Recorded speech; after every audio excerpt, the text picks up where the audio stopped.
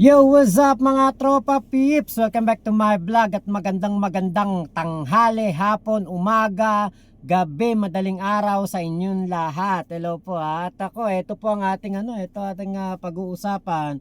Si General Torre po ay talagang gumagawa po ng kasaysayan. Siya po ang kauna-unahang PNP chief na nagtapos sa PNPA. Hindi po sa PMA. At siya din po ang kauna-unahang PNP chief na nagpunta po sa opisina ng CHR. At hindi lang yun, abay naging panauhing pandangal pa. At siya po ay kumbaga makikipagtulungan sa CHR. Kauna-unahan po yan na PNP chief na nangyari po yung ganyang pangyayari. Ngayon po, isa pa nating pag-uusapan ay itong patungkol kay PBBM. Na kung saan si PBBM po ay talagang inaayos niya po ang buhay ng mga Pilipino. Talagang si PBBM hindi titigil to hanggat kumbaga hindi natutupad ang kanyang mga pangarap para sa ating mga kababayan at para sa kanyang mga pinangako at minimithi noong siya ang nangangampanya noong 2022 election. So unahin na natin to kay General Torre. Ayan. Bumisita sa Commission on Human Rights ngayong umaga si PNP Chief Police General Nicolas Torre III. Detalye tayo sa ulat on the spot ni Oscar Oida. Oscar? Yes, Rafi, dumalo nga kaninang umaga sa flag raising ceremony ng Commission on Human Rights si PNP Chief Police General Nicolas Torre III. Ayon sa CHR, ito raw may tuturing na makasaysayan pagkat si Torre daw ang kauna-unahang hepe ng Philippine National Police na dumalaw sa kanilang tanggapan.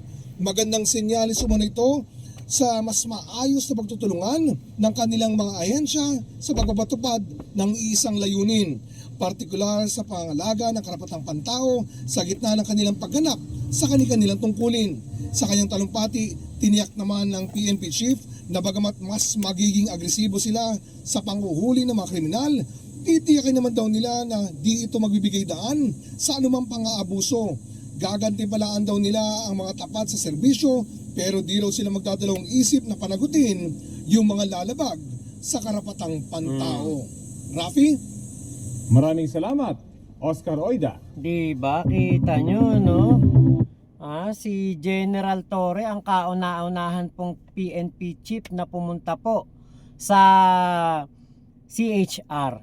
Kasi pangkaraniwan na yun di ba ang mga CHR at ang PNP hindi nagkakasundo, lalo na kapag po merong mga nangyayaring nagugurgur, nangyayaring hindi po maganda yung mga operasyon at ang yung suspect ay nangyayari nagugurgur po ng matindi. Ngayon, panahon ni Digong, tandang-tanda natin yan. Ang CHR po, nakoy talagang kalaban ni Digong yan. Talagang ang CHR po noong panahon ni Digong ay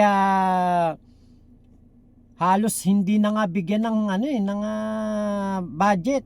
Binantaan ni Digong ang CHR na bibigyan lang ng pisong budget dahil po sa pagkondena sa ginagawa ni Digong na EJK, gurguran, at yung mga kapulisan po na gumagawa ng EJK na utos ni Digong, ayaw na ayaw ni Digong na napupuna ng CHR.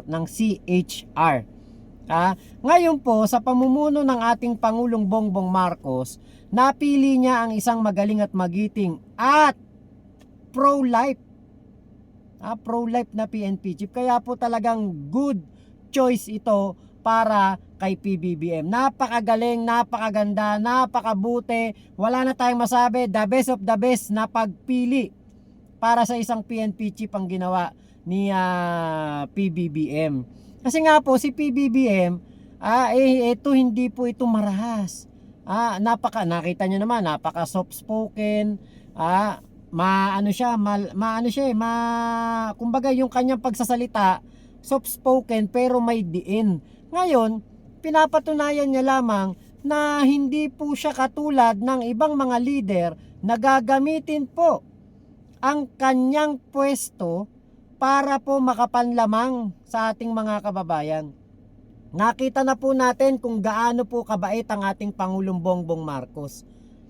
At ngayon, nakita na rin natin na meron po siyang angking, tapang at talino para labanan ng krimen. At pinakamainam niya na ginawa at pinaka the best na desisyon na ginawa po niya ngayon ay ang pagtalaga kay General Torre as PNP chief. Pero, 'di ba? Kita nyo, ano sabi ni General Torre nung tinawagan siya ni PBBM?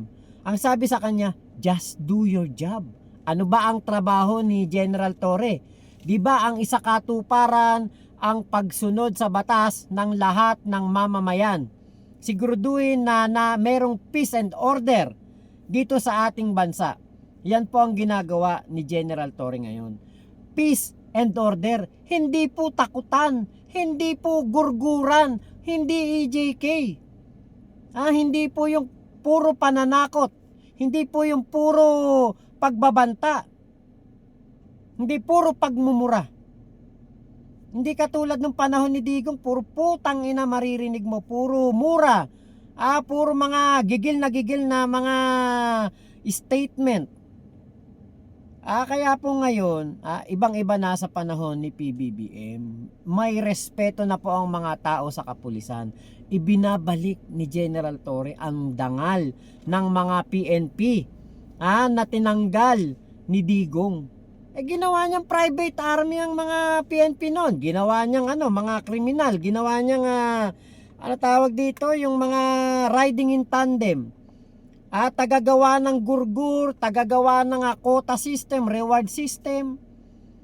Kaya ngayon nabubulok si Digong doon sa ICC dahil sa napaka-delikado niyang utos na yun.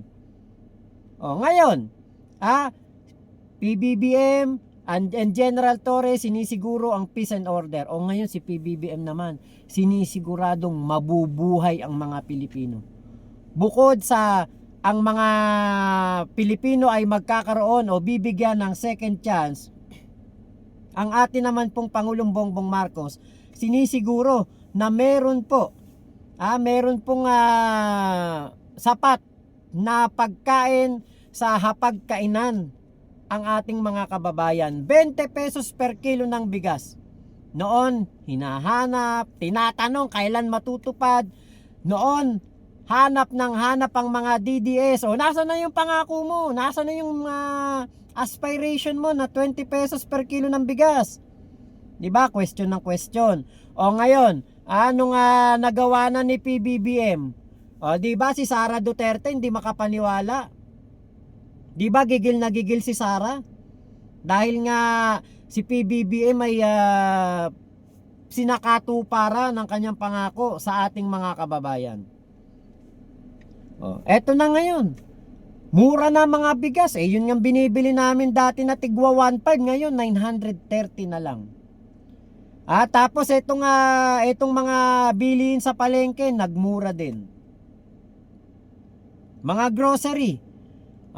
Magmumura na din at pati yung gasolina. Kahit na hindi na kokontrol ng gobyerno natin ang gasolina, nagmura din ang gasolina. Ang kuryente, ilang yata ang nagmamahal dahil ang kuryente hindi po natin na makokontrol dahil nga Meralco. Ang sa amin, Meralco sa amin magkano ang sa amin, ang bill namin? Buwan-buwan nasa 5,000. Bayad ka na ba sa Meralco? Oo. Okay. Baka maputulan tayo. Hindi natin alam, maputulan tayo. Kita nyo, Meralco. Di ba? At least ang ating Pangulong Bongbong Marcos talagang nagsusumikap. Buhayin ang mga suspect, hindi po gurgurin. Bigyan ng ikalawang pagkakataon at bigyan ng due process. Iharap sa korte, dalhin sa police station.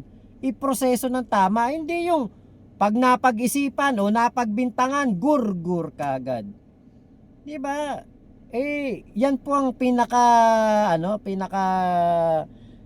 naging dahilan kung bakit po si Digong hanggang ngayon ay nabubulok sa ICC dahil po dyan sa kanyang kautusan na yan, na hindi mangyayari kay PBBM dahil alam ni PBBM bawat Pilipino deserve na magkaroon po ng due process, deserve po na mabigyan ng pagkakataon na mabuhay, hindi yung katulad ng ginawa ni Digong, quota system, reward system, gurgur doon, gurgur dito.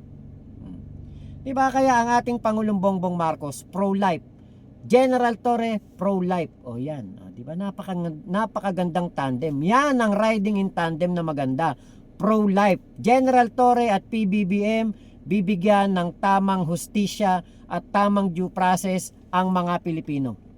Yan po ang pinakamaganda ngayon sa pamumuno ni PBBM at ni General Torre. Kaya mga DDS ayaw kay BBM at kay General Torre kasi pro-life si General Torre at matapang, matalino si PBBM. May paninindigan. Merong isang salita. O ayan, 'di ba? Kaya lalong gigil na gigil ang mga DDS, lalong-lalo na yung mga nandoon sa dahig. So yun lamang po, maraming salamat sa pagsama nyo sa aking vlog na ito. Ingat po kayo, nasa mang panig kayo ng mundo. Momo chup chup, love you, God bless us all, Pilipinas. God first, salamat po.